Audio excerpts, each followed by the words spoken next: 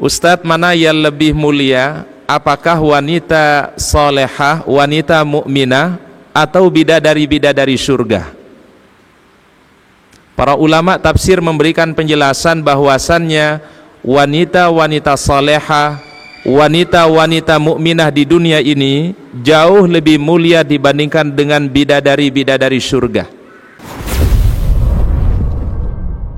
Para ummahat yang dicintai, yang dimuliakan oleh Allah Subhanahu wa taala, alhamdulillah, marilah senantiasa kita panjatkan puji dan syukur kepada Allah Subhanahu wa taala. Di pagi hari yang berkah ini kita dimudahkan perjalanan kita menuju taman-taman surganya Allah Subhanahu wa taala. Ya, mudah-mudahan setiap langkah kita menjadi sebab ampunan Allah Subhanahu wa taala. Setiap langkah kita menjadi sebab diangkatnya derajat kita, dan setiap langkah kita menjadi saksi nanti di hadapan Allah Subhanahu wa taala. Salawat dan salam kita sampaikan kepada uswah hasanah kita, teladan kita yang mulia Rasulullah Muhammad sallallahu alaihi wasallam. Mudah-mudahan salawat dan salam kita untuk beliau kelak pada yaumul akhir kita mendapatkan syafaat dari Rasulullah Muhammad sallallahu alaihi wasallam. Hadirin yang dirahmati oleh Allah Subhanahu wa taala, pada kesempatan pagi hari ini kita akan mengkaji satu tema yang berjudul agar bidadari surga cemburu kepadamu.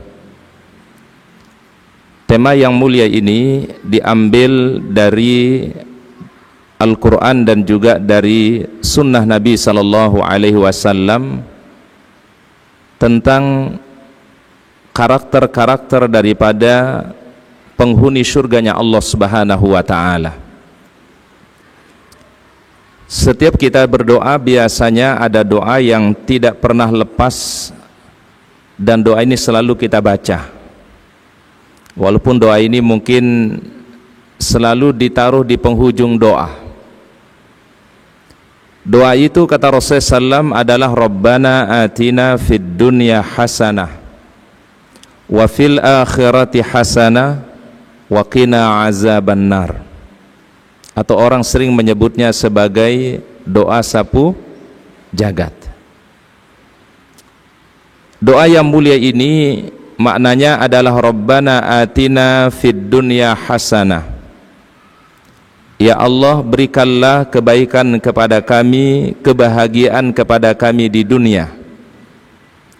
Berikanlah kepada kami kebaikan atau kebahagiaan di akhirat, dan selamatkanlah kami dari siksa api neraka. Bahkan ketika orang tawaf di Baitullah, di antara rukun Yamani dan Hajar Aswad, cuma doa ini yang selalu dibaca. Rabbana atina fid dunya hasanah wa fil akhirati hasanah wa qina azabannar.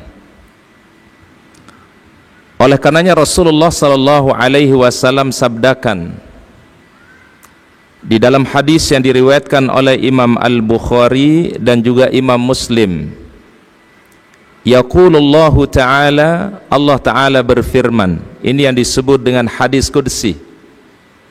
Jadi di dalam sabda Rasulullah itu ada firman Allah disebut dengan hadis qudsi. Apa firman Allah ta'ala? A'dadtu li'ibadis salihina ma la aynun ra'at. Aku telah siapkan bagi hamba-hambaku yang saleh, yang salehah, ma la aynun ra'at, sesuatu yang belum pernah dilihat oleh mata mereka, wala udhunun sami'at, belum pernah didengar oleh telinga mereka, wala khatara ala qalbi bashar, dan bahkan tidak pernah terbersit di dalam hati setiap umat manusia. Maka kemudian bacalah firman Allah ta'ala, in syi'tum fala ta'lamu nafsun ma ukhfiya lahum min qurrati a'yun jazaan bima kanu ya'malun. Setiap jiwa tidak mengetahui apa yang telah disiapkan untuk mereka daripada kebahagiaan, jazaan bima kanu ya'malun, sebagai balasan dari apa yang mereka perbuat dulu di dunia. Kira-kira yang dimasukkan dengan hadis ini oleh Rasulullah SAW adalah mengenai bagaimana gambaran daripada nikmat dan kebahagiaan surga yang Allah Ta'ala berikan bagi orang-orang mukmin.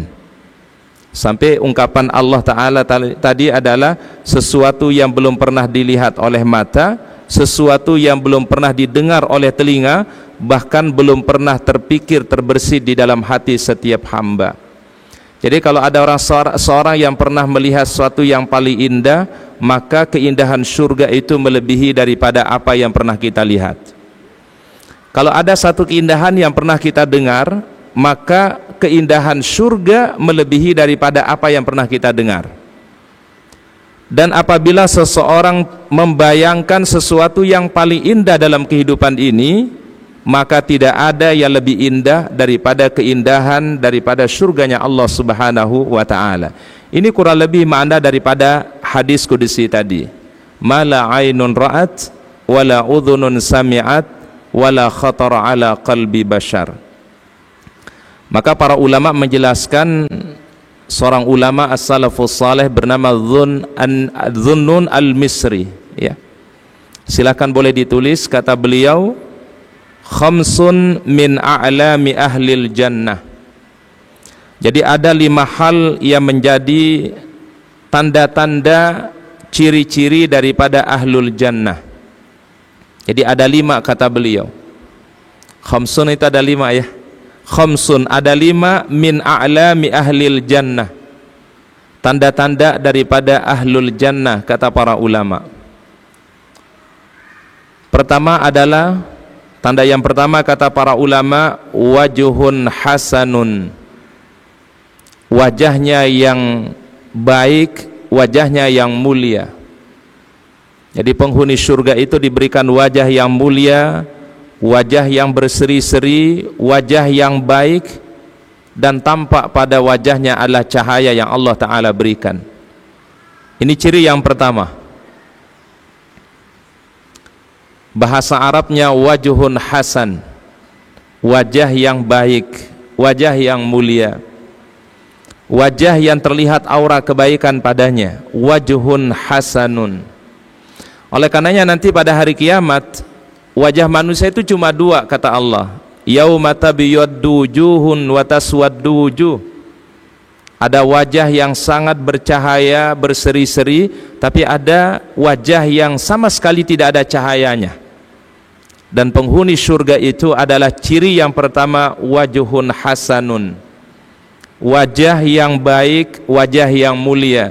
Karena kenapa? Karena dulu di dunia mereka tersentuh dengan air wudu atau taharah.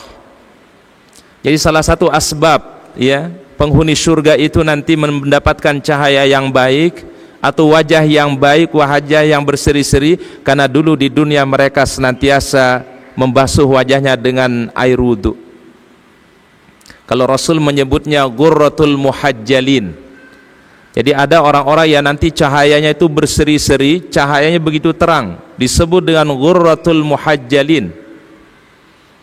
Dan juga asbab yang kedua diberikan wajah yang baik itu adalah karena dulu di dunia mereka bersujud kepada Allah, sehingga wajahnya tampak baik, wajahnya berseri-seri kata para ulama. Ini ciri yang pertama.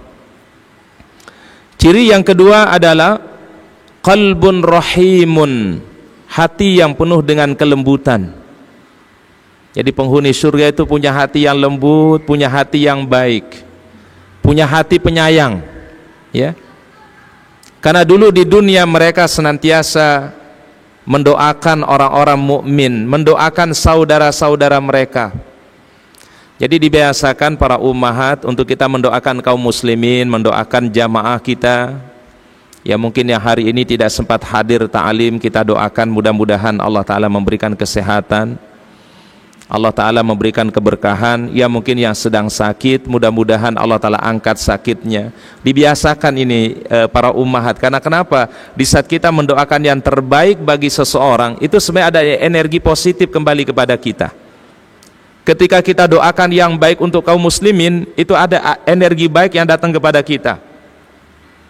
Bahkan sampai Rasul mengatakan, ya, apabila seseorang mendoakan saudaranya kaum muslimin, ada malaikat yang dikirim oleh Allah. Lalu malaikat itu akan berkata apa? Amin walaka bimithlih. Ya Allah, kabulkan dan mudah-mudahan engkau mendapatkan seperti apa yang kau doakan untuk saudaramu. Berarti kalau kita doakan untuk teman kita, sahabat kita, ya Allah berikanlah kemudahan untuk teman kami, sahabat kami, sebenarnya efek doa itulah kembali kepada yang berdoa. Makanya penghuni surga itu, kata para ulama, memiliki qalbun rahimun, hati yang baik, hati yang lembut. Kemudian yang ketiga adalah penghuni surga itu, ciri yang ketiga, lisanun latif, punya lisan yang lembut, punya lisan yang baik. Kalimat-kalimat yang keluar dari ucapannya kalimat-kalimat baik. Da'wahum fiha subhanakallahumma wa tahiyyatuhum fiha salam wa akhiru da'wahum anil hamdulillahi rabbil alamin. Penghuni surga ketika mereka bertemu satu dengan yang lainnya, mereka tegur sapa, assalamualaikum. Jadi nanti kalau kita ketemu di sana, itu satu dengan yang lainnya saling menegur. Apa teguran mereka? Kalimat yang terbaik, kalimat assalamualaikum. Dan akhir dari semua permohonan mereka kalimat alhamdulillahi rabbil alamin. Kenapa lisan mereka menjadi lembut? Karena dulu di dunia mereka berzikir kepada Allah. Maka lisannya ahlul jannah itu adalah lisannya baik, lisannya yang sangat mulia, lembut lisan mereka. Karena dulu di dunia mereka ahlu zikir kepada Allah, ahlu tilawatil Quran. Ini ciri yang ketiga kata para ulama, lisanul latif. Dia memiliki lisan yang sangat lembut. Kemudian yang keempat, wajtinabul maharim. Ciri penghuni surga itu adalah orang-orang yang meninggalkan sesuatu yang dilarang oleh Allah Subhanahu wa taala. Ia hindarkan dirinya daripada perbuatan-perbuatan yang dilarang oleh Allah, terutama dosa besar. Ini ciri yang keempat, ijtinabul maharim.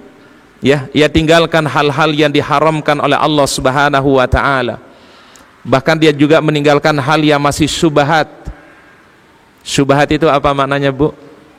Hal yang masih dia ragukan. Kalau ada yang kita ragukan, Ibu tinggalkan. Meninggalkan keraguan itu jauh lebih bagus. Karena kenapa? Bisa jadi yang syubhat itu membawa seseorang kepada perbuatan yang haram. Oleh karenanya kita dalam salat saja, kalau terjadi lupa, itu harus dibangun dengan keyakinan, kan? Kalau orang lupa antara 2 rakaat dengan 3 rakaat, ambil berapa rakaat, Bu? Bu, ambil berapa rakaat, Bu? Kita ini ragu, ini baru dapat 2 rakaat atau 3 rakaat. Kira-kira ambilnya berapa, Bu? Ambil 2 apa 3, Bu? 2. Jadi seakan-akan kita baru dapat 2 rakaat, lalu nanti kita ganti dengan sujud sahwi, dengan bersujud sahwi 2 kali sujud. Supaya dibangun dengan keyakinan, tinggalkan yang meragukan kita, ambil sesuatu yang kita lebih yakini. Jadi orang-orang ahlul jannah itu selalu dia membangun hidupnya itu dengan penuh keyakinan kepada Allah Subhanahu wa taala. Dan orang itu dia akan merasa bahagia ketika dia berada di atas kejujuran dan kebenaran. Oleh karenanya apa kata Rasulullah SAW dalam hadis sahih, as-sidqu tuma'ninatun. Kejujuran, kebenaran itu pasti akan membawa kepada ketenangan.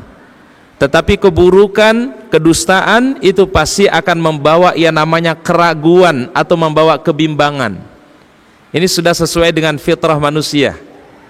Sehingga ahlul jannah itu adalah sifat yang keempat tadi, ijtinabul maharim. Ia meninggalkan apa yang dilarang oleh Allah Subhanahu wa taala, baik perbuatan dosa yang besar ataupun hal-hal yang masih kategorinya syubhat.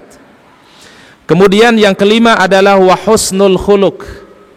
Ciri yang kelima daripada ahlul jannah, orang-orang yang menghiasi diri dengan akhlakul karimah.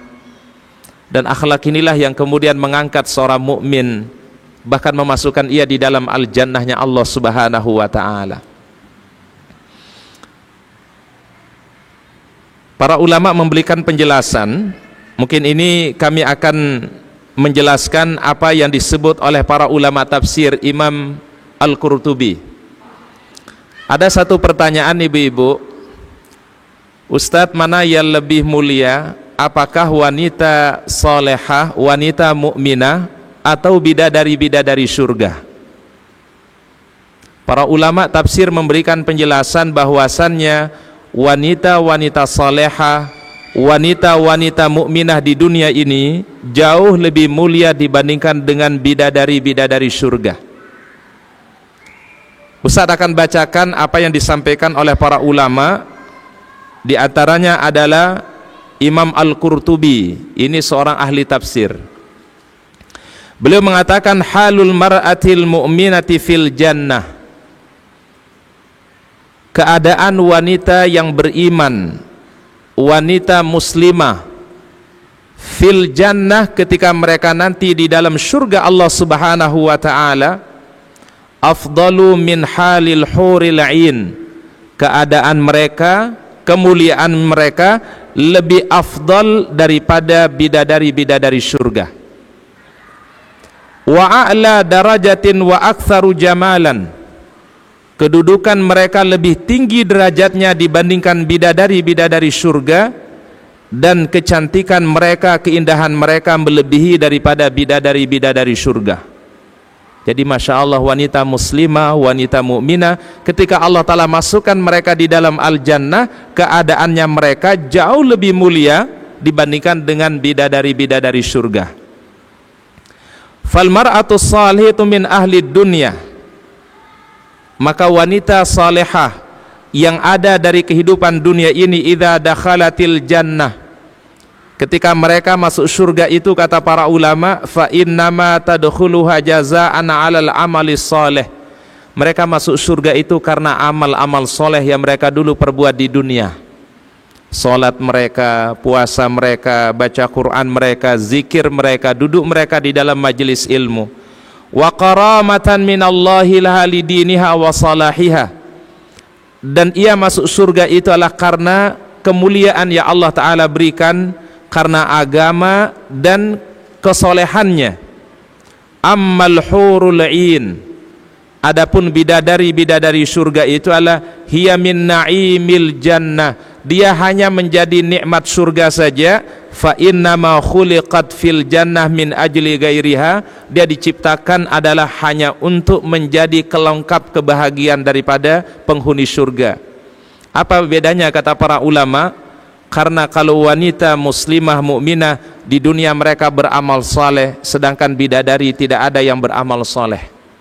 Jadi mereka hanya diciptakan saja oleh Allah Ta'ala untuk melengkapi kebahagiaan penghuni surga, tetapi wanita muslimah, wanita mukminah, karena agamanya, karena akidahnya, karena amal salehlah, itu yang membuat mereka lebih mulia dibandingkan dengan bidadari-bidadari surga. Insyaallah, mudah-mudahan wanita-wanita yang salehah, wanita-wanita yang mukminah yang ada di majelis ta'lim Darussalam ini, Allah Ta'ala muliakan, Allah Ta'ala angkat derajatnya, Allah Ta'ala jadikan orang-orang yang dimuliakan fid dunya wal akhirah. Bahkan para ulama mengatakan fal aula malikatu sayyidati amriha, wanita muslimah itu nanti dia akan menjadi ratu bagi bidadari. Jadi menjadi ratunya bidadari, berarti ratu itu menjadi pimpinannya, dia bisa memerintahkan apa yang diinginkan. Inilah Allah Ta'ala berikan kemuliaan kepada wanita muslimah mukminah yang tidak diberikan kepada bidadari yang ada di dalam surga. Maka Imam Al-Qurtubi mengatakan wanita muslimah, wanita mukminah jauh lebih mulia dibandingkan dengan bidadari surganya Allah Subhanahu wa Ta'ala. Inilah yang kemudian yang membuat mereka menjadi cemburu kepada wanita-wanita muslimah. Oleh karenanya Allah Ta'ala sebutkan di dalam Al-Quran apa saja yang menjadi gambaran daripada ahlul jannah di dalam surganya Allah Ta'ala. Silahkan dibuka Al-Quran surat yang ke-43 pada ayat yang ke-71. Kita buka Al-Quran pada surat yang ke-43 Surah Az-Zukhruf ayat yang ke-71.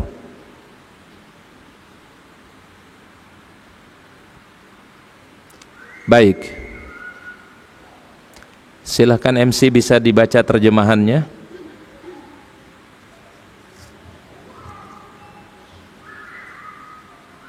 A'udzu billahi minasy syaithanir rajim. Bismillahirrahmanirrahim. Kepada mereka diedarkan piring-piring dan gelas-gelas dari emas. Dan di dalam surga itu terdapat apa yang diingini oleh hati dan segala sedap dipandang dan segala yang sedap dipandang mata, dan kamu kekal di dalamnya.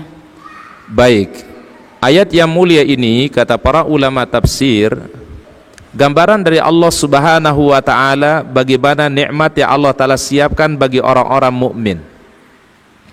Nikmat yang tidak pernah mereka bayangkan di dalam kehidupan dunia ini. Bayangkan gelas yang mereka pakai untuk minum aja itu gelas dari apa? Dari emas firman Allah.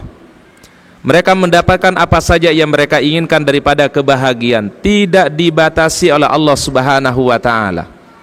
Oleh karena di dalam Al-Qur'an itu selalu disebutkan jazaan bima kanu ya'malun. Itu sebagai balasan dari Allah terhadap apa yang mereka lakukan dulu di dunia. Jadi sekecil apapun kebaikan kita di dunia, Allah Ta'ala akan balas dengan yang lebih baik. Dan ini kaedahnya ibu-ibu, balasannya Allah Ta'ala berikan jauh lebih besar dibandingkan dengan apa yang kita lakukan. Betul ibu-ibu? Balasan yang Allah Ta'ala kasih, kebahagiaan yang Allah Ta'ala berikan jauh dibandingkan dengan apa yang kita lakukan di dunia.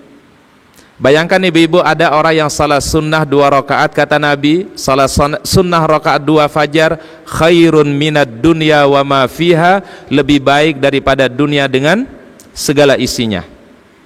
Orang yang membaca surat Al-Fat, kata Nabi, khairun minad dunya wa ma fiha, lebih baik daripada dunia dengan segala isinya. Orang yang membaca surat Al-Mulk, surat Tabarak, 30 ayat jumlahnya, Allah Ta'ala lindungi dia daripada siksa api neraka. Kemudian Nabi SAW menyebutkan tabarakallazi biyadihil mulku wa huwa ala kulli syai'in qadir.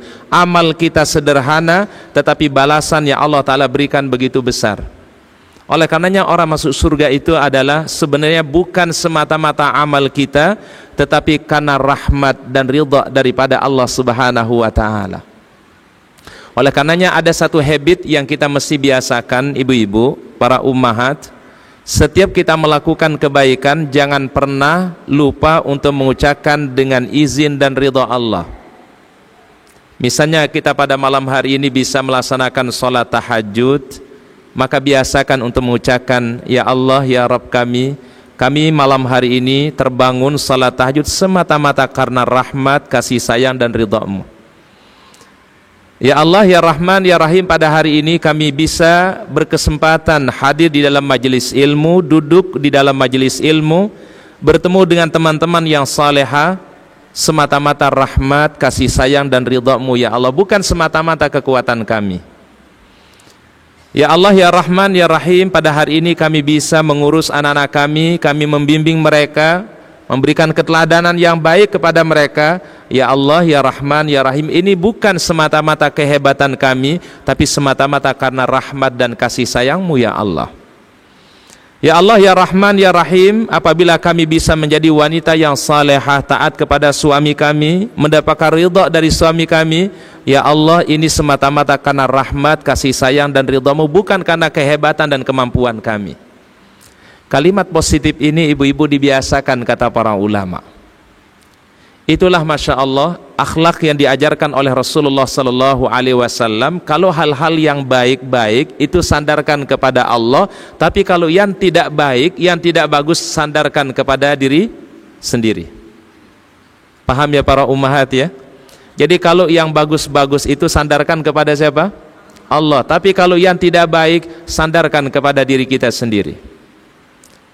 Mungkin kalau kita ikuti satu acara, biasanya MC itu selalu menggunakan kalimat ini, Bapak Ibu. Kalimat yang sering digunakan apa? Kebenaran itu datang dari saya, tetapi kesalahan, kekhilafan, kekurangan datang dari diri kami yang sangat lemah dan dhaif ini. Ini sebenarnya diambil dari kalimat yang berbunyi al khairu kulluhu biyadik. Segala kebaikan itu milik Allah, wasyarru laisa ilaik. Tapi kalau keburukan itu jangan disandarkan kepada Allah, tapi disandarkan kepada kelemahan kita sebagai manusia dan kedhaifan kita sebagai manusia. Ini kalau di dalam ilmu balaghah namanya at-ta'addub ma'allah. Kita beradab dengan Allah Subhanahu wa ta'ala. Jadi kalau yang bagus-bagus sandarkannya kepada siapa? Kepada Allah. Kalau hal-hal yang tidak baik kita sandarkan kepada siapa? Diri sendiri kita. Kita bisa melakukan kebaikan, ketaatan, kita bersyukur, ya Allah ini semata-mata rahmat dan ridha-Mu. Tapi kalau bisa kita jatuh dalam perbuatan salah, kemaksiatan, Rabbana zalamna anfusana wa illam taghfir lana wa tarhamna lanakunanna minal khasirin. Yang disebut zalamna anfusana, kita sandarkan kepada diri kita. Nabi Yunus alaihissalam ketika Allah Ta'ala memberikan teguran kepada beliau, apa kalimat yang beliau ucapkan? La ilaha illa anta subhanaka inni kuntu minaz zalimin. Jadi kalau kekurangan, kalau sesuatu yang tidak baik, maka kita harus muhasabah diri, harus introspeksi kepada diri kita sendiri. Mungkin kita ada hal-hal yang kita lewatkan dari perintah Allah, mungkin ada hal-hal yang kita tinggalkan dari kebaikan, sehingga Allah Ta'ala memberikan mungkin pembelajaran kepada kita semua. Jadi selalu ada muhasabah terus. Dalam hidup itu ada muhasabah, ya. Muhasabah tidak hanya di akhir tahun, ibu-ibu. Muhasabah bukan hanya di akhir bulan.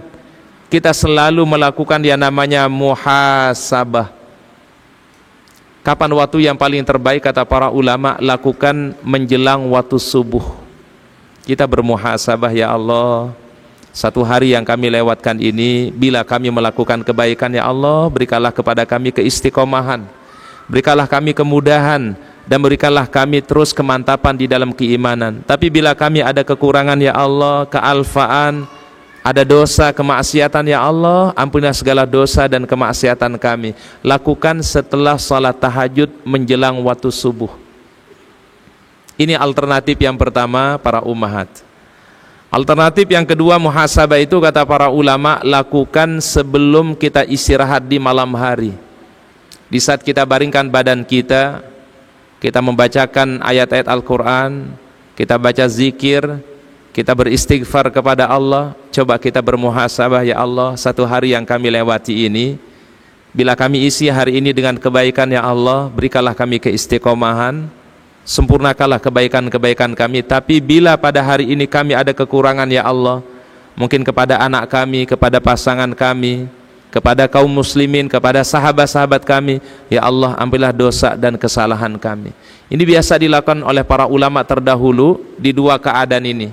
Dilakukan muhasabah sebelum mereka istirahat di malam hari, atau setelah mereka salat tahajud memasuki atau menjelang masuknya waktu salat subuh.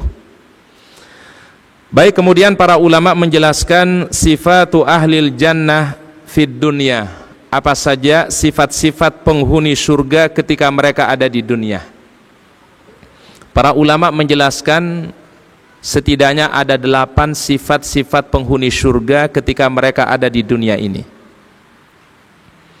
Yang pertama adalah al-imanu billahi, orang-orang yang menjaga keimanannya kepada Allah Subhanahu wa ta'ala.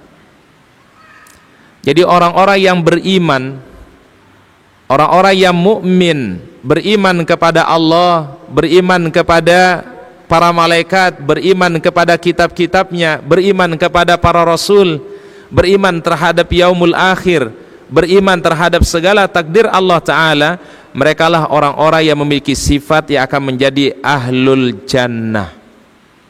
Dan kita Masya Allah, para ummahat lahir dalam keadaan iman dan Islam. Alhamdulillah. Kebayang gak kira-kira ibu-ibu kalau kita lahir dari orang tua, mohon maaf, yang dia mungkin non muslim, mungkin itu bisa mendapatkan hidayah iman, mendapatkan hidayah Islam, membutuhkan perjuangan, mujahadah. Kita kayaknya nggak pakai mujahadah. Begitu kita lahir, alhamdulillah, kita diperdengarkan kalimat-kalimat yang baik oleh kedua orang tua kita, diperdengarkan kalimat asyhadu alla ilaha illallah, asyhadu anna muhammadar rasulullah, diperdengarkan kalimat azan, ya, maka itu menjadi kalimat ma'rifatullah, kita pertama kali mengenali Allah Subhanahu wa ta'ala. Oleh karenanya Rasulullah SAW ketika lahir cucu beliau yang bernama Al-Hasan wal Husain radhiyallahu anhuma, di dalam hadis sahih diceritakan Rasul mengazankan di telinga yang sebelah kanannya dan mengiqamatkan di sebelah kirinya. Ketika lahir cucu beliau yang sangat beliau cintai yang namanya Al-Hasan wal Husain radhiyallahu anhuma, semoga Allah taala meridai keluarga dan para sahabat Rasulullah sallallahu alaihi wasallam. Jadi iman inilah yang membuat kita mulia para jamaah.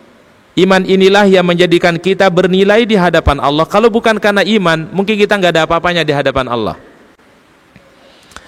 Dikisahkan dalam sebuah riwayat dalam sirah nabawiyah, ada sahabat Nabi namanya Salman Al-Farisi. Namanya siapa ibu-ibu? Salman Al-Farisi. Ini orang mana kira-kira Salman Al-Farisi? Orang mana ini ibu-ibu? Al-Farisi itu di mana, Bu? Bu? Ibu-ibu kan ahli bahasa Arab, ibu-ibu ya. Al-Farisi itu di mana, Bu? Al-Farisi itulah Al-Furs Persia, ya. Kalau disebut Al-Farisi itu Persia. Kalau Al-Bukhari berarti Bukhara, ya. Kalau Al-Jawi berarti mana, Bu? Al-Jawi. Orang mana, Bu? Jawa. Al-Minangkabawi, orang mana itu, Bu? Minangkabau. Al-Bantani, orang mana, Bu? Al-Bantani, Bantan. Al-Banjari, orang mana Al-Banjari? Orang Banjar. Dulu para ulama itu ibu lebih dikenal nama belakangnya.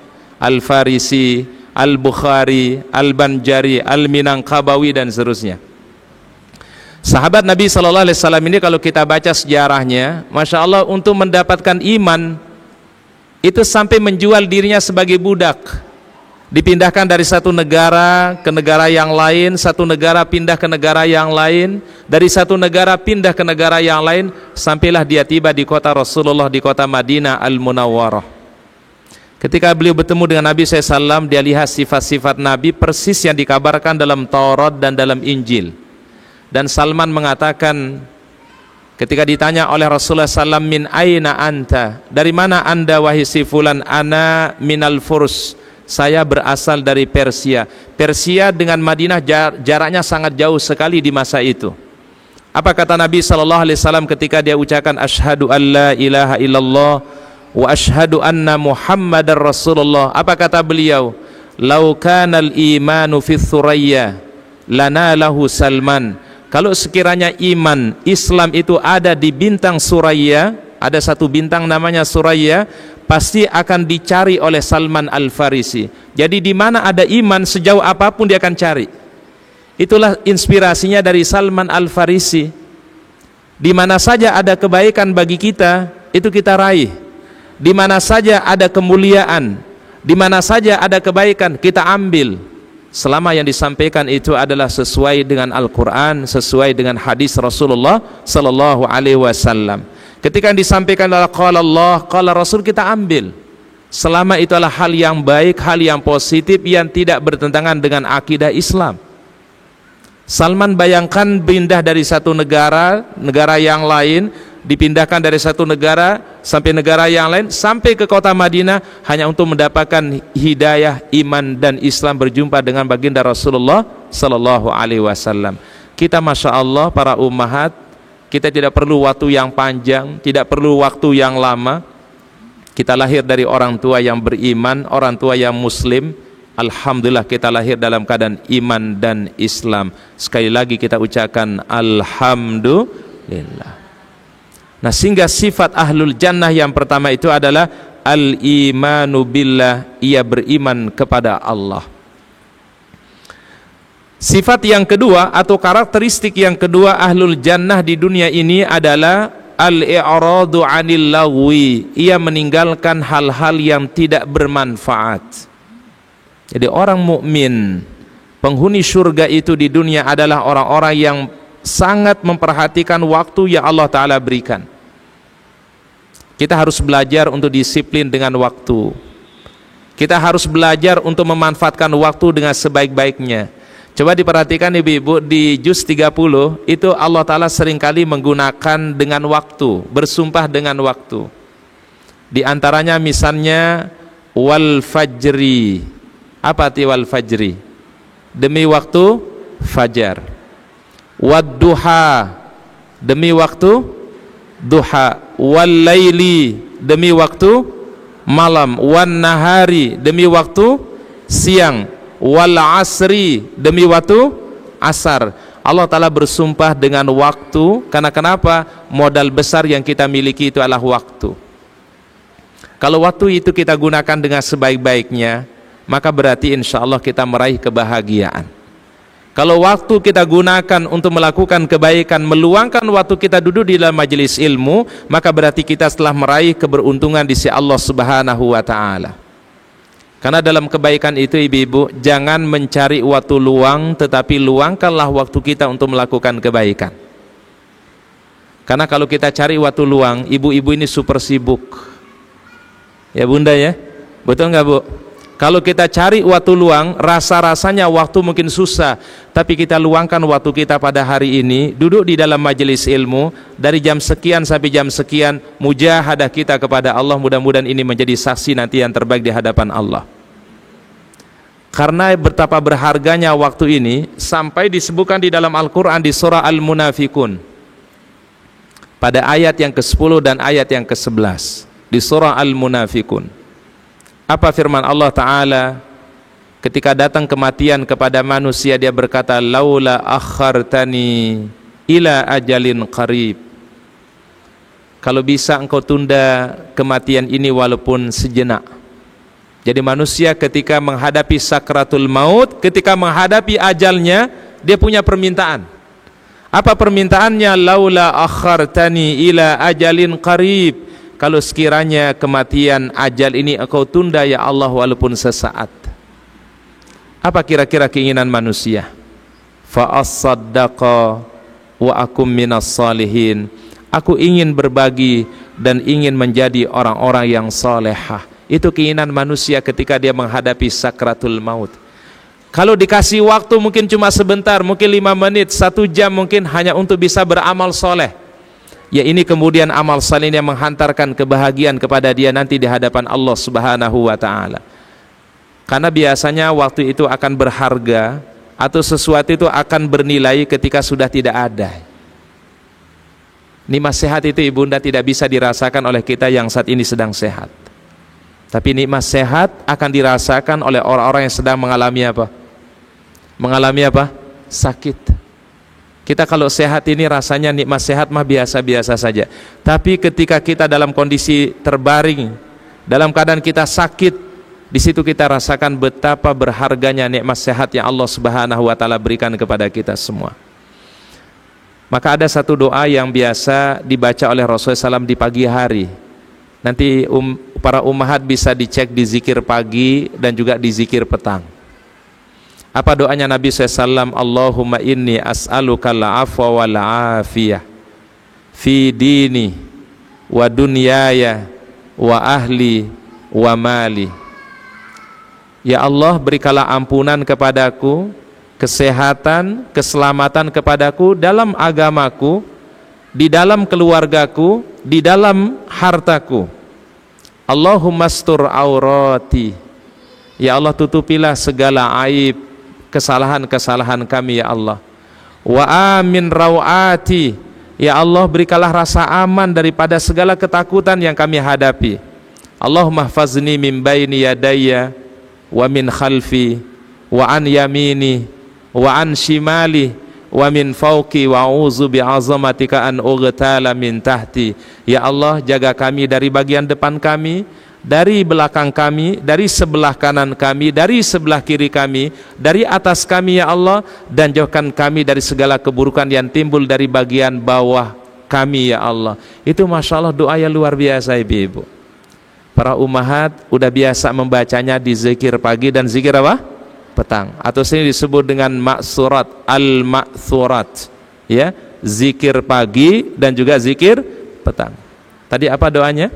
Allahumma inni as'alukal afwa wal afiyah fi dini wa dunyaya wa ahli wa mali. Allahumma astur aurati wa amin rawati. Allahumma hfazni min baini yadayya wa min khalfi wa an yamini wa an shimali wa min fawqi wa a'udzu bi'azamatika an ughtala min tahti. Kalau sering dibaca zikir pagi dan petang, insyaallah lama-lama hafal. Ya ummahat ya, insyaallah kalau sering dibaca, sering diamalkan, lama-lama jadi hafal. Sama kayak orang sering membaca surat Al-Muluk, dibaca setiap malam, di murojaah setiap malam, hafal. Minimal kalau ada orang baca nyambung. Ya, minimal kalau ada orang baca jadi apa? Nyambung. Sampai kalau orang membaca mungkin surah-surah yang sering dibaca, sering diulangi, ya surah Al-Kahfi misalnya, surah Al-Waqiah, surah Ar-Rahman misalnya, asal orang baca surat itu mungkin kita sambung dengan bacaannya. Ya. Nah, inilah perlu dibiasakan para ummahat, perlu dijadikan habit zikir pagi dan zikir petang. Ya, kalau belum hafal nggak apa-apa, kita baca dulu ya, dibaca berulang kali, insyaallah nanti lama-lama hafal ya. Baik, kemudian karakteristik atau sifat yang ketiga ahlul jannah di dunia ini adalah orang-orang yang menunaikan zakat. Orang-orang yang mengeluarkan zakat. Kalimat zakat itu diambil dari bahasa Arab, itu artinya dari kata bersuci atau suci. Zakat itu sebenarnya artinya suci, Ibu. Apa yang disucikan dari zakat itu adalah harta itu, dengan dikeluarkan zakatnya dia akan menjadi suci. Tapi apabila tidak dikeluarkan zakatnya itu harta yang sudah sampai nisab dan haulnya, maka dianggap harta itu belum bersih dan belum suci. Tetapi ada makna yang kedua, sifat ahlul jannah yang disebut dengan menunaikan zakat di situ bukan zakat secara materi, tapi zakatul qalbi, bersihnya hati dan jiwa. Tidak ada rasa dendam kepada orang lain, tidak ada rasa dengki kepada orang lain. Hatinya bersih, hatinya itu jauh daripada sifat-sifat yang tidak baik. Itu disebut dengan zakatul qalbi, zakatnya jiwa, bersihnya hati, bersihnya jiwa, itu masuk dalam kategori daripada penghuni surganya Allah. Makanya disebutkan di dalam Al-Quran oleh Allah, salah satu yang dicabut oleh Allah Ta'ala dari jiwa manusia ketika masuk surga, gilan. Gilan itu rasa cemburu, rasa dengki, rasa dendam, itu udah nggak ada nanti. Ketika manusia dimasukkan di mana? Di mana? Di dalam Al-Jannah. Tapi ketika ada di dunia, manusia sangat berpotensi ada di dalam hati mereka al-hasad. Al-hasad itu apa? Kedengkian. Bahkan itulah yang kemudian kenapa iblis Allah Ta'ala usir dari surga, salah satu asbabnya adalah karena dengki dia kepada Nabi Adam alaihi salam. Ketika Allah Ta'ala minta dia bersujud kepada Adam, dia berkata, ana khairun minhu, aku lebih baik, lebih soleh dibandingkan Adam alaihi salam. Karena memang berarti iblis orang soleh enggak? Iblis awalnya orang soleh enggak? Orang soleh, orang yang mulia, orang yang baik. Dan Allah Ta'ala ciptakan dia di api, tapi dia mengatakan ana khairun minhu, aku lebih baik daripada Adam. Maka dia nggak mau bersujud kepada Adam alaihi salam. Padahal Allah Ta'ala perintahkan dia bersujud, tapi dia tidak mau bersujud kepada Adam, hasadan, karena ada kedengkian iblis kepada Adam alaihi salam. Bahkan kedengkiannya itu sampai-sampai dia bersumpah, saya akan menggelincirkan Adam dan seluruh anak keturunannya. Jadi orang yang paling dengki di dunia ini namanya siapa?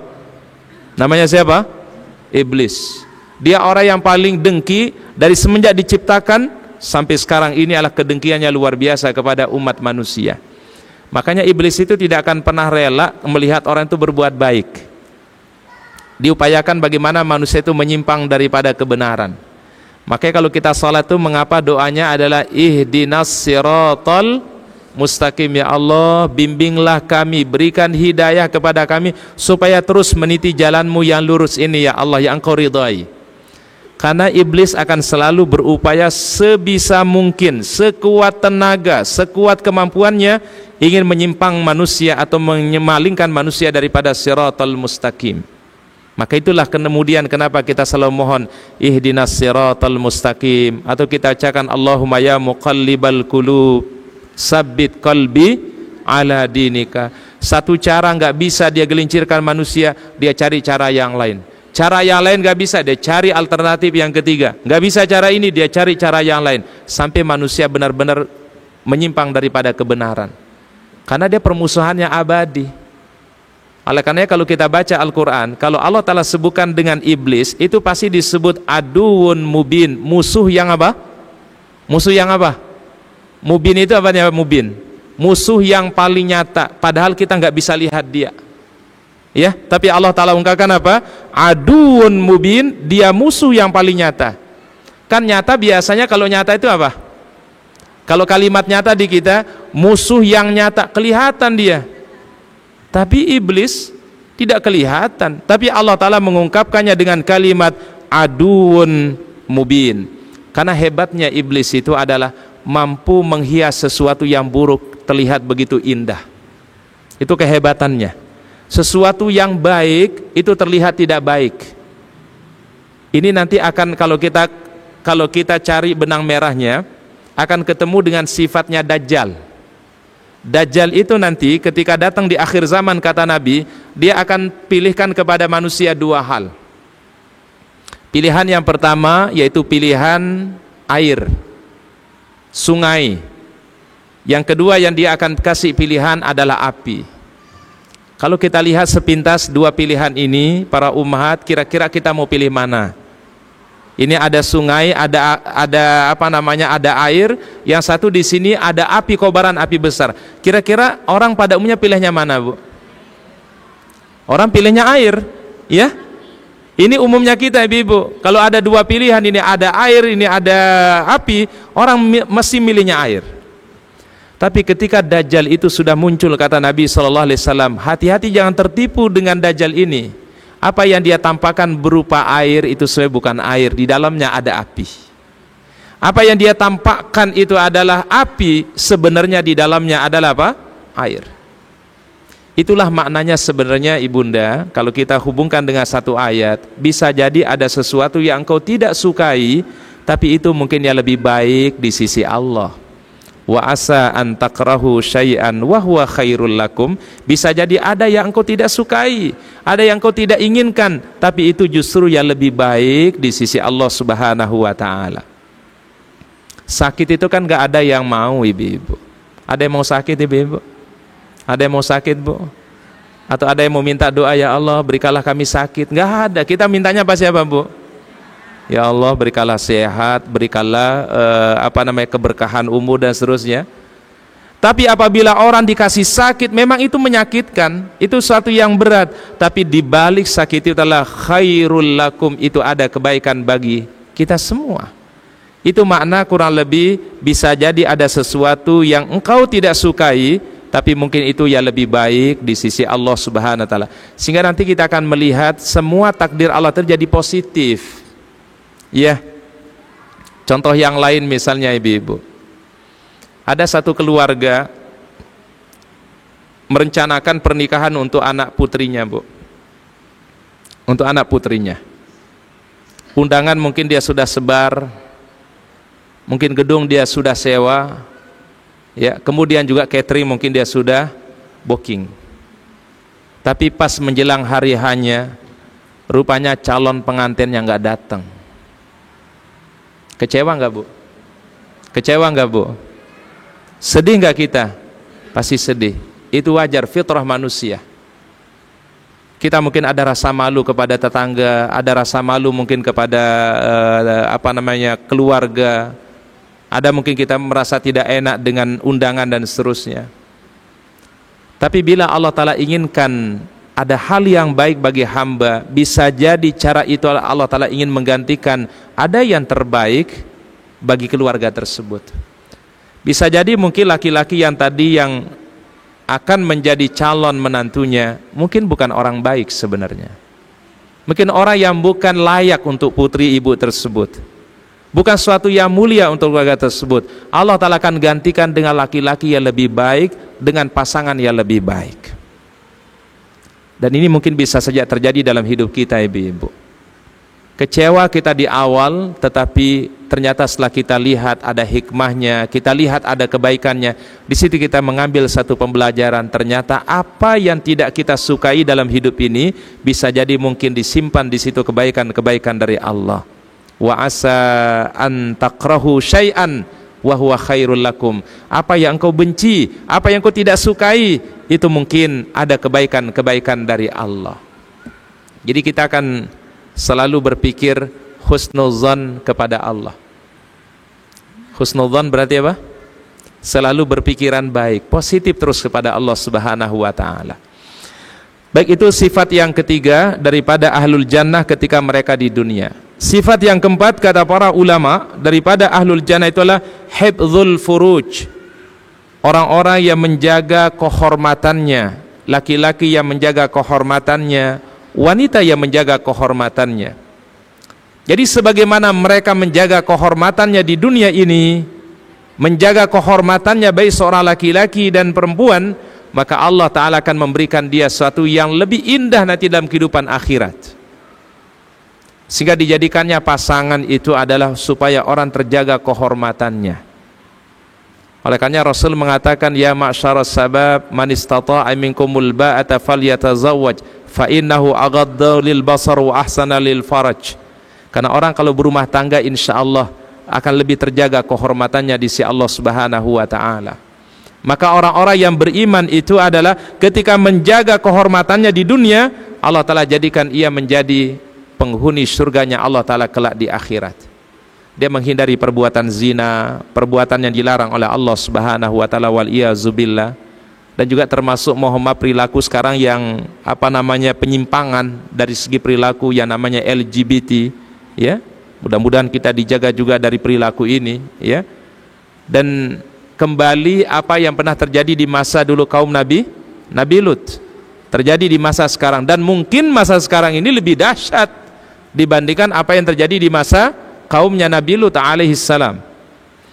Kemudian yang kelima, sifat ahlul jannah yang kelima di dunia ada ul amanah, orang-orang yang senantiasa menjaga amanah yang Allah Subhanahu wa Ta'ala berikan. Amanah ini dalam arti luas, ya. Selama ini mohon maaf, amanah itu selalu kita artikan orang kalau jadi pejabat, orang kalau dikasih jabatan, orang mengatakan, oh dia dikasih amanah. Padahal kita semua punya amanah. Betul, Bu? Ibu-ibu di pundaknya ada amanah? Bu, ada amanah ibu-ibu? Ada amanah yang Allah Ta'ala berikan kepada kita semua. Ada amanah yang sifatnya kembali kepada diri kita, ada amanah yang kaitannya dengan orang lain. Apa amanah yang kembali kepada diri kita? Kita diamanahkan iman Islam oleh Allah. Tolong dijaga iman dan Islam itu dengan baik. Jangan kita keluar daripada akidah Islam, jangan keluar daripada akidah iman, itu jangan. Ada juga amanah yang sifatnya ada hubungan dengan orang lain. Keluarga itu adalah amanah yang Allah Ta'ala titipkan. Anak-anak itu adalah amanah. Harta itu adalah amanah. Kesehatan itu adalah amanah. Ilmu itu adalah amanah. Maka tunaikanlah amanah itu dengan sebaik-baiknya. Dan anak kita adalah amanah yang paling terbaik yang Allah Subhanahu wa Ta'ala berikan. Makanya ibu-ibu, salah satu cara untuk mungkin membuat kita lebih menerima keadaan anak-anak kita. Anak-anak tentu tidak semuanya adalah seperti yang kita harapkan, ibu-ibu. Mungkin ada hal-hal yang kurang pada mereka. Salah satu cara menghiburnya, kata para ulama, bayangkan bahwasannya anak itu merupakan amanah pemberian yang terbaik dari Allah Subhanahu wa Ta'ala untuk kita semua. Sehingga jangan disia-siakan. Makanya kata Rasulullah SAW, anak itu adalah pemberian Allah Ta'ala bagi seseorang. Pemberian yang terbaik. Kalau orang mohon maaf diberikan harta, kalau orang mungkin memiliki aset, kalau orang mungkin memiliki harta yang banyak, sesungguhnya ada harta yang paling terbaik, amanah yang paling mulia, yaitu ketika diberikan anak oleh Allah Subhanahu wa Ta'ala. Maka insya Allah kita doakan anak-anak kita, ya, Allah Ta'ala bimbing mereka, Allah Ta'ala lembutkan hati mereka, diberikan dia istiqomah dalam kebaikan oleh Allah Subhanahu wa Ta'ala. Ingat, anak itu sekedar amanah dari Allah Ta'ala kepada kita. Kita nggak punya kuasa 100% kepada mereka. Ya kalau mungkin mohon maaf kita sudah nasihati anak kita sudah mendidik mereka dengan baik, tapi mungkin tidak sesuai dengan harapan kita. Itu bukan daripada otoritas kita yang kita miliki, Ibu. Ya, supaya kita tidak ada jadi beban yang membawa kita kemudian merasa kecewa, jangan, Ibu. Nabi SAW kan pernah ditegur oleh Allah. Rasul pernah ditegur nggak oleh Allah, Bu? Rasul pernah ditegur nggak oleh Allah? Pernah. Kapan ditegur oleh Allah Ta'ala? Ketika beliau meminta paman beliau untuk berislam. Ya ammi qul la ilaha illallah, wahai pamanku ucapkanlah la ilaha illallah, aku menjadi pembelamu nanti di hadapan Allah. Tapi rupanya paman beliau nggak bisa ucapin kalimat la ilaha illallah. Kemudian pamannya meninggal dunia dalam keadaan kemusyrikan. Rasul sedih nggak? Sedih. Karena pamannya selama ini yang membela beliau, menyayangi beliau, bahkan apa yang diinginkan oleh Nabi selalu dipenuhi oleh pamannya. Wajar kalau Nabi SAW ketika pamannya tidak mengucapkan kalimat la ilaha illallah, kemudian beliau bersedih. Turun ayat Al-Quran menegur baginda Nabi SAW. Apa tegurannya Allah Ta'ala? Innaka la tahdi man ahbabta walakinallaha yahdi man yasha. Engkau tidak akan mampu memberikan hidayah walaupun kepada siapa yang kau cintai, tapi Allah memberikan hidayah kepada siapa yang Allah Ta'ala kehendaki. Jadi begitu kita menghadapi anak-anak itu, Ibu. Yang penting kita sudah memberikan mereka yang terbaik, kita kasih pendidikan yang baik, kita jadi contoh yang baik kepada mereka, kita sudah mengarahkan mereka dengan baik. Kemudian fatawakal Allah, tugas kita sebagai orang tua adalah kita serahkan semua kehendak Allah Subhanahu wa Ta'ala. Nah, ini poin yang terpenting sebenarnya, supaya orang tua tidak juga mengalami kekecewaan. Ya. Karena kita sudah berbuat, karena kita sudah berikhtiar. Yang masalah itu adalah orang tua yang enggak peduli. Enggak mau peduli kepada anak-anak, enggak mau memperhatikan keimanan mereka, enggak memperhatikan akidah mereka, tidak memperhatikan akhlak mereka. Ya, ini yang masalah. Tapi selama kita punya kepedulian, kita berupaya, berikhtiar sebisa mungkin, semampu kita, lalu belum kita dapatkan hasil yang kita inginkan, jangan pernah kecewa. Karena hasil terkadang mungkin tidak saat ini, Ibu. Hasil mungkin bukan hari ini, mungkin bukan pekan ini, mungkin bukan bulan ini. Kita lihat anak kita mungkin nanti 5 tahun ke depan, mungkin 10 tahun ke depan, Allah Ta'ala bisa saja memberikan hidayah kepada dia. Jadi selalu berbesar hati gitu, ya, supaya kita tidak mengalami yang namanya kekecewaan, ya. Baik, itu yang tadi disebut dengan adaul amanah. Yang penting orang itu sudah menjalankan amanah-amanah yang Allah Ta'ala tunaikan. Kemudian berikutnya yang ke-6, ya, orang-orang yang memiliki sifat takwa kepada Allah Subhanahu wa Ta'ala. Ia semangat menjalankan perintah Allah dan juga semangat menjalankan sunnah-sunnah Rasulullah sallallahu alaihi wasallam. Yang ke-7 adalah as-sidq, orang-orang yang selalu berbuat benar, berkata yang benar dan berbuat yang benar. As-sidq, dan mau mengatakan sesuatu yang benar. Kalau orang mengatakan dalam hadis Nabi itu, Bunda, qulil haq walau kana murran, katakanlah yang benar walaupun itu sesuatu yang apa? Pahit. Terkadang orang mengatakan kebenaran itu ada resikonya. Orang mau menyampaikan kebenaran punya resiko.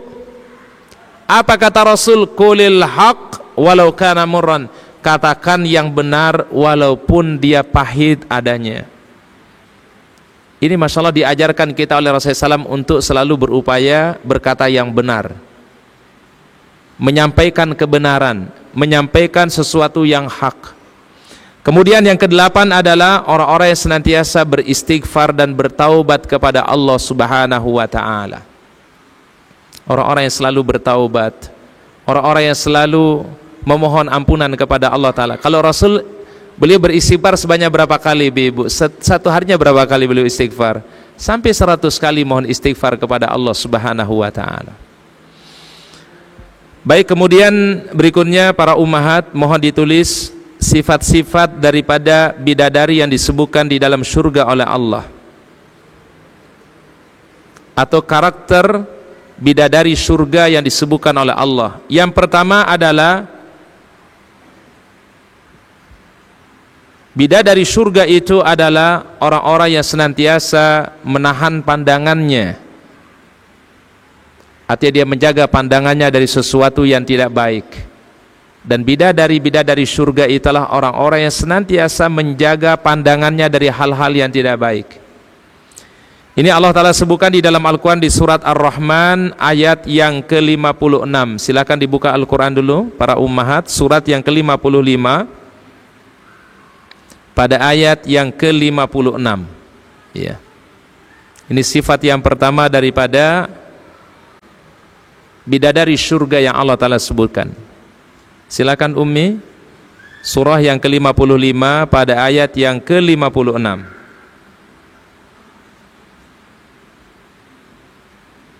A'udzu billahi minasyaitonir rajim. Di dalam surga itu ada bidadari-bidadari yang membatasi pandangan, yang tidak pernah disentuh oleh manusia maupun jin sebelumnya. Baik, ini sifat yang pertama daripada bidadari-bidadari surga. Tetapi bidadari surga di dunia, orang-orang wanita muslimah mukminah akan lebih baik daripada ini nanti. Allah Ta'ala sebutkan fihinna qasiratut tarf lam yatmithunna insun qablahum wala jan. Lalu biasanya setelah ayat ini apa? Fabi ayyi ala'i rabbikuma tukazziban. Di dalam surga itu kata Allah ada bidadari-bidadari yang sopan, menundukkan pandangannya, menjaga pandangannya dari hal-hal yang tidak baik, tidak pernah disentuh oleh bangsa manusia dan juga belum pernah disentuh oleh bangsa jin. Lam yatmithunna insun qablahum wala jan. Jadi mereka memang diciptakan oleh Allah Ta'ala sebagai pelengkap kebahagiaan bagi orang-orang penghuni surga. Baik, ini sifat yang pertama yang disebutkan oleh Allah Ta'ala di dalam Al-Quran. Sifat yang kedua, bidadari surga itu memiliki akhlak yang baik, akhlak yang mulia, ucapannya baik, perbuatannya baik. Disebutkan di surat Ar-Rahman juga pada ayat yang ke-70. Ya. Silakan Umi dibaca. A'udzu billahi minasyaitonir rajim. Di dalam surga-surga itu ada bidadari-bidadari yang baik-baik dan jelita. Baik, akhlaknya mereka mulia, sifat mereka mulia, dan perbuatan juga mereka mulia. Jadi fisiknya sudah mulia, akhlaknya pun juga mulia. Ini yang sering orang sebut sebagai kecantikan lahir dan batinnya. Jadi secara fisik mereka adalah orang-orang yang mulia, dan juga akhlaknya mereka juga dimuliakan oleh Allah Subhanahu wa Ta'ala. Kemudian berikutnya sifat yang ketiga daripada bidadari surga itu adalah Allah Ta'ala sebutkan di dalam Al-Quran pada surat Sad, surat yang ke-38 ayat yang ke-52. Silakan ibunda dibuka Al-Quran, suratnya Sad, surat ke-38 ayat yang ke-52. A'udzu billahi minasyaitonir rajim. 52 ya Ustaz? Iya. Dan di samping mereka ada bidadari-bidadari yang redup pandangannya dan sebaya umurnya. Baik, penghuni surga itu sabda Nabi SAW. Ini Ustaz bacakan satu hadis. Berapa umur daripada penghuni surga? Dan tidak ada orang yang memiliki perbedaan umur. Umur mereka sama, ibu-ibu. Di dalam hadis Mu'adz bin Jabal radhiyallahu anhu qala an-nabiy sallallahu alaihi wasallam yadkhulu ahlul jannati al-jannah. Ketika penghuni surga itu telah memasuki surganya Allah, jardan murdan muhakkalina. Mereka secara fisik penghuni surga itu nanti tanpa ada bulu di badan mereka. Jadi kalau kita di dunia ini mohon maaf biasanya ada bulu-bulu baik pada laki dan perempuan. Tetapi pada penghuni surga nanti Rasul katakan mardan muhakkalin. Muhakkalin itu adalah mereka menggunakan celak mata. Penghuni surga itu menggunakan apa? Celak mata. Abna'u thalathina sana, usia merekanya sama, salasina sana, yaitu usia 30 tahun sabda Nabi sallallahu alaihi wasallam. Jadi nggak ada yang terlalu senior. Ya, senior itu paham maksudnya Bu ya. Dan juga tidak terlalu belia, tidak. Tapi salathina, usia mereka di usia 30 tahun. Nanti ibu-ibu cek fotonya di saat usia 30 tahun. Kenapa Bu? Ya, lagi bagus-bagusnya tuh, salathina, ya. Kemudian disebutkan jamalu ahlil jannah ka jamali Yusuf alaihi salam, ketampanan daripada penghuni surga itu adalah seperti keindahan daripada Nabi Yusuf alaihi salam. Wa qulubuhum ka qulubi Ayyub alaihi salam, dan hati mereka begitu lembut selembut hati daripada Nabi Ayyub alaihi salam. Ini Masya Allah gambaran yang diberikan oleh Rasulullah SAW tentang penghuni surga. Usianya mereka berapa tadi? Salasina. Maka ada sebuah kisah, mungkin pernah kita dengar kisah ini, tapi Ustadz review kembali. Ada nenek-nenek datang kepada Nabi. Usianya nenek ini mungkin sekitar 70-80. Wahai Rasulullah SAW, kabarkan kepada kami bagaimana ciri penghuni surga. Kata Nabi SAW, nek, nanti tidak ada di surga itu nenek-nenek. Ya. Kemudian nenek ini bersedih gitu, karena merasa bahwasanya jangan-jangan dia tidak tergolong min ahlil jannah. Lalu kemudian Rasulullah SAW mengatakan, wahai sang ibu, wahai sang nenek, Al-Quran mengatakan wa kawa'iba atraba, usia penghuni surga itu sama-sama umurnya, rata umurnya. Atraba dalam bahasa Arab itu maknanya kurang lebih salasina sanatan, 30 tahun. Itu usia mereka rata-rata ahlul jannah. Jadi tidak ada yang usianya terlalu jauh, melampau jauh, atau terlalu belia juga tidak. Tetapi salasina sanatan kata Rasulullah sallallahu alaihi wasallam dalam hadis sahihnya. Baik, kemudian berikutnya, sifat berikutnya bidadari surga itu yang disebutkan oleh Allah Ta'ala, mereka memiliki sifat cinta, ya, mereka memiliki sifat cinta yang luar biasa. Disebutkan di surat Al-Waqi'ah, surah yang ke-56 pada ayat yang ke-37.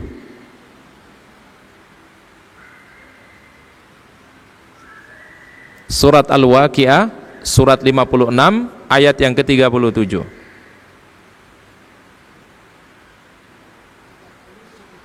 Baik, silakan dibaca. A'udzubillahi minasyaitonirrajim.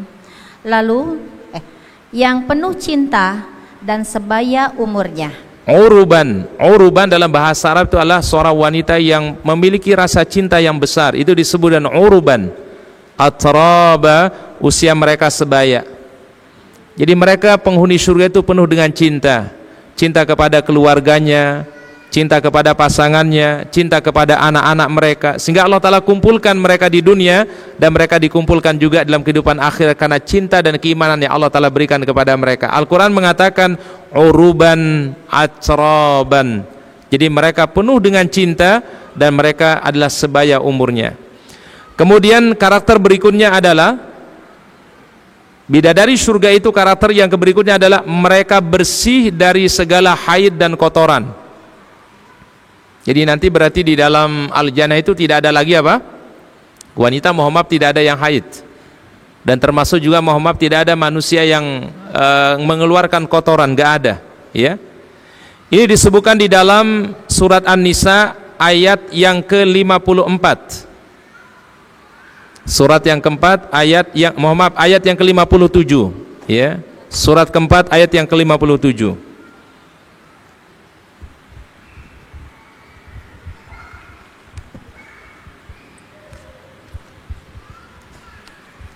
Kita buka Al-Qur'an, ya, An-Nisa, ya. 57 ya Ustaz? Iya.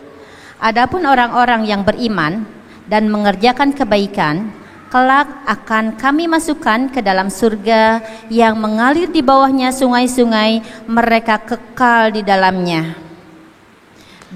Mereka kekal di dalamnya selama-lamanya. Di sana mereka mempunyai pasangan-pasangan yang suci, dan kami masukkan mereka ke tempat yang teduh lagi nyaman. Baik, tolong diperhatikan kalimat yang Allah Ta'ala gunakan dalam ayat Al-Quran, mutahharah. Mutahharah itu diambil dari kata taharah, suci. Berarti mereka tidak mengalami yang namanya haid. Haid itu bahasa Arabnya lawan katanya adalah tuhur, at-tuhru. Kalau haid adalah kotoran atau darah kotor, kalau tuhur artinya adalah suci. Berarti azwajun mutahharah, Allah Ta'ala berikan kepada mereka pasangan yang suci, maksudnya mereka itu nanti tidak ada yang mengalami yang namanya haid. Jadi wanita yang mukminah ketika mereka masuk surga juga menjadi ratu daripada bidadari, mereka sama tidak mengalami yang namanya haid. Karena haid itu cuma terjadi di mana? Di dunia. Jadi apa yang terjadi di dunia terbatas di dunia, tetapi semua nanti yang di akhirat banyak yang berbeda dengan apa yang ada di dunia. Contoh misalnya,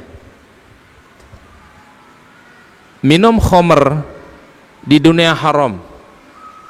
Betul ibu-ibu? Minum khamr mau sedikit, mau banyak, mau seteguk atau mau satu gelas atau satu botol, sama hukumnya, nggak boleh. Tetapi minuman ahlul jannah adalah salah satu minuman yang terbaik, khamrin ladzatin lisyaribin, khamr yang sangat lezat, yang itu diberikan minuman bagi penghuni surganya Allah. Jadi khamr itu sebenarnya adalah menjadi ujian bagi manusia di dunia ini. Kalau dia beriman, dia tidak mau mengkonsumsinya. Tapi kalau dia tidak beriman, dia mungkin akan menikmatinya. Karena ini nikmat nanti Allah Ta'ala siapkan di mana? Di dalam al-jannah. Sama halnya ibu-ibu, ada pembedaan antara laki dan perempuan di dalam masalah menggunakan emas. Betul? Kalau bagi laki menggunakan emas boleh? Tidak boleh. Ujian bagi laki-laki di dunia, tapi Allah Ta'ala halalkan bagi wanita di dunia. Karena ini nanti Allah Ta'ala akan jadi halalkan di dalam kehidupan akhirat. Menggunakan sutra tidak boleh di dunia ini bagi laki-laki. Ujian dari Allah Ta'ala, tapi ini justru akan menjadi kebahagiaan, nikmat nanti ketika dalam apa? Surga. Sesuatu yang haram di dunia akan menjadi halal di akhirat. Kan itu semua nikmat, ya. Nah, oleh karenanya sebenarnya adalah dunia ini darul bala, tempatnya ujian dari Allah Subhanahu wa Ta'ala. Oleh karenanya para ummahat, ada beberapa amalan yang mendekatkan hamba kepada al-jannahnya Allah. Di antara amalan yang disebutkan dalam hadis sahih Nabi SAW, pertama adalah mendawamkan ayat kursi setiap selesai salat. Ditulis ibunda berikutnya, amalan-amalan yang mendekatkan hamba kepada al-jannah. Pertama adalah mendawamkan ayat kursi setiap selesai salat. Setelah salat subuh, setelah salat zuhur, asar, maghrib, isya, dawamkan membaca ayat kursi. Yang kedua adalah orang-orang yang menjaga salat sunnah 12 rakaat setiap harinya, qobliyah dan ba'diyah. Rinciannya 2 rakaat sebelum subuh, 4 rakaat sebelum zuhur, 2 rakaat setelah zuhur, 2 rakaat setelah maghrib, dan 2 rakaat setelah isya. Ini yang muakkad. 2 sebelum subuh, 4 sebelum zuhur. Jadi qobliyah zuhur bagusnya dikerjakan 4 rakaat. 2 setelah zuhur, 2 setelah maghrib, dan 2 setelah salat isya. Kemudian mendawamkan yaitu sayyidul istighfar. Mendawamkan kalimat sayyidul istighfar. Allahumma anta rabbi la ilaha illa anta, dan seterusnya. Kemudian berikutnya adalah orang-orang yang menunaikan ibadah haji dan mendapatkan haji yang mabrur. Jadi haji yang mabrur, umrah yang mabrurah, itu akan menghantarkan seorang hamba sampai kepada al-jannah Allah. Bahkan ada nama pintu surga, pintu haji dan pintu umrah, babul haji wa babul umrah. Itu nama salah satu pintu di surga.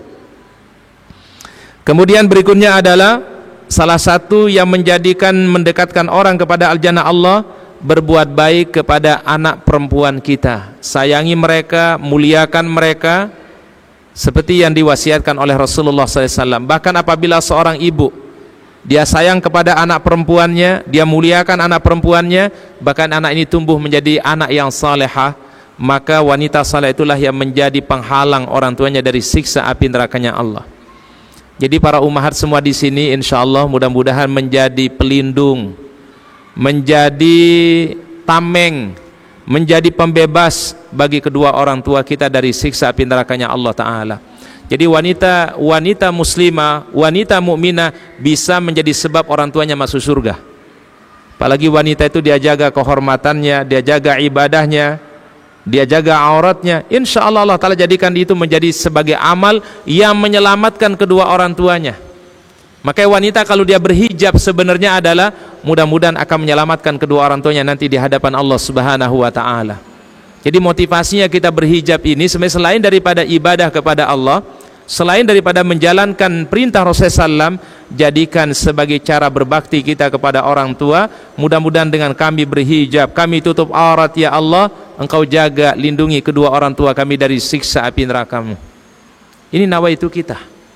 Dan yang terakhir yang mendekatkan orang kepada al-jannah Allah Subhanahu wa Ta'ala adalah menyingkirkan sesuatu yang bisa mengganggu perjalanan orang lain. Apa saja yang membahayakan kita singkirkan. Itu sudah masuk bagian daripada keimanan kita kepada Allah Subhanahu wa Ta'ala.